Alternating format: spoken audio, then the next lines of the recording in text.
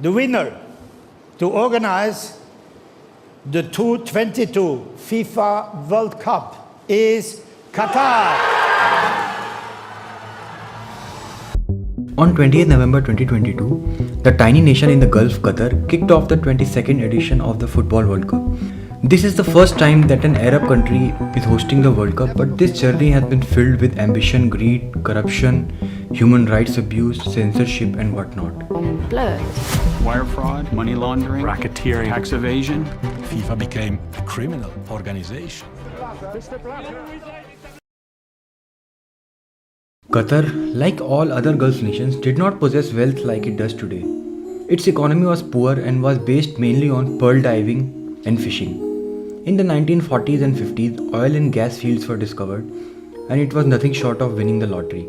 Although it was a British protectorate until its independence in 1970, within a span of a few decades, Qatar grew from one of the poorest countries in the world to one of the richest. With a population of around 3 million today, with almost 90% of it being non-Qataris, the GDP per capita of Qatar is among the top 10 countries in the world. The amount of wealth it possesses and power it holds because of it is primarily the reason for winning the bid for the World Cup in the first place. Football is governed by an organization called FIFA. Founded in 1904 to oversee competition between 10 football playing nations, it now has more than 200 nations as members, divided into 6 groups with its headquarters in Zurich. It organizes the World Cup every 4 years and has been doing so since the 1930s.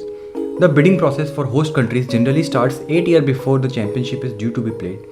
What's weird about this time is that Qatar was awarded the rights almost 12 years in advance, and there has been multiple allegations of corruption and bribery among FIFA officials and Qatar's representatives to win the rights.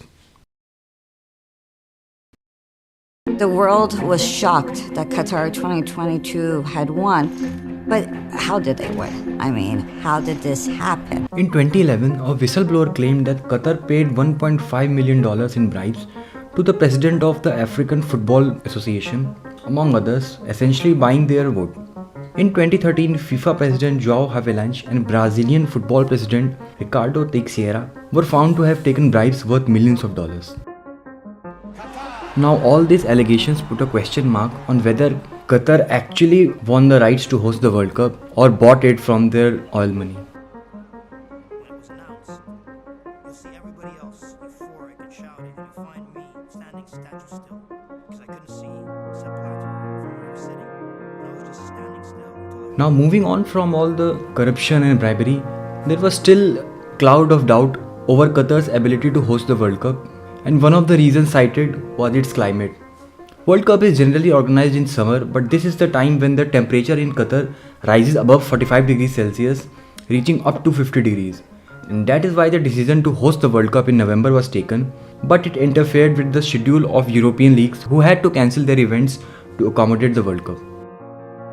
Apart from that, Qatar does not have a culture or history of football as compared to other big nations, which means it does not have the required infrastructure to host multiple matches at a time, and hotels and road infrastructure to support it.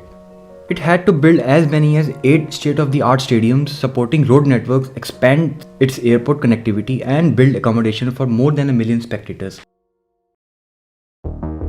According to some reports, it spent around $500 million every week for years to meet the deadline.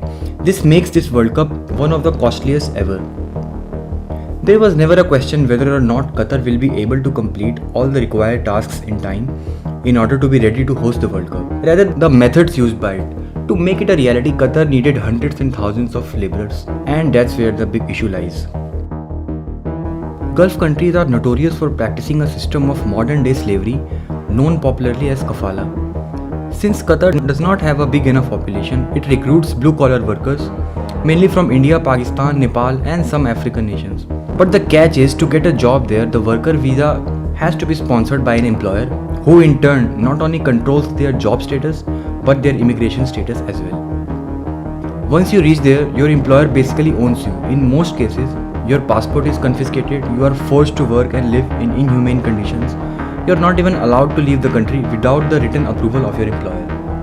According to reports, as many as 6,500 workers have died since the World Cup was awarded, while the original toll could be significantly higher. Qatar's administration has long said that they have already denounced this kafala practice, but on ground it is still prevalent. As the date of commencement drew near, Qatari government imposed sweeping restrictions on foreign reporters against interviewing anyone or anything without their written approval. Apart from that, Qatar has very strict laws against the community of LGBTQ. The primary reason Qatar was so interested in hosting the World Cup was to invite the world in the country and showcase what it has to offer. Like all other nations in the Gulf, its economy has long been dependent on oil, which will run out eventually. It needs to show the world that this tiny nation is more than just an oil pumping factory. And what could be a better opportunity than hosting a World Cup for a sport that is watched by more than any other sport in the world?